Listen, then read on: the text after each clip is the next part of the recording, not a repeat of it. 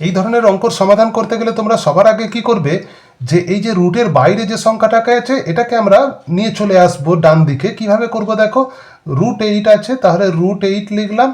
আচ্ছা, এইটা দেখো 5 আছে, এই 5টা যখন রুটের ভিতর থেকে বাইরে চলে আসবে তখন এই রুটটাও উঠে যাবে। তাহলে কি হবে না, √8টা হয়ে যাবে কি শুধু 8 হয়ে যাবে, আর এই 5টা বাইরে চলে এসে হয়ে যাবে 1/5।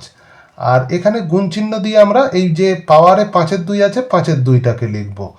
আচ্ছা, তারপরে কি করব, 16টাকে দেখো আমরা করতে পারি 2^4 করতে পারি, কারণ 2^4 মানে হচ্ছে 16, 2^4 মানে 2কে 2 দিয়ে 4বার গুণ করব আমরা, 16 হবে, গুণ -3/2 আছে, -3/2 লিখব।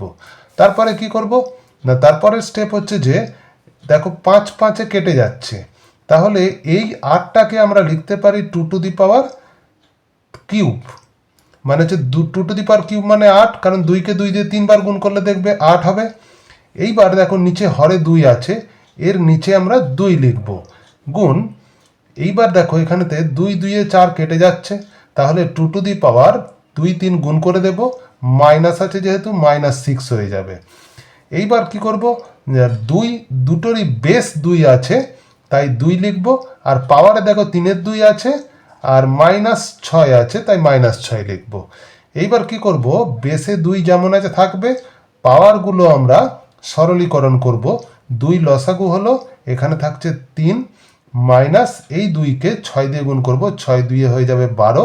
তাহলে উত্তর কত হলো, 2^12 থেকে 3 বাদ দিলে হচ্ছে 9, কিন্তু যেহেতু 12টা বড়, 12-র আগে মাইনাস আছে তাই -9, আর নিচে 2 আছে, -9/2, এটাই হয়ে যাবে আনসার।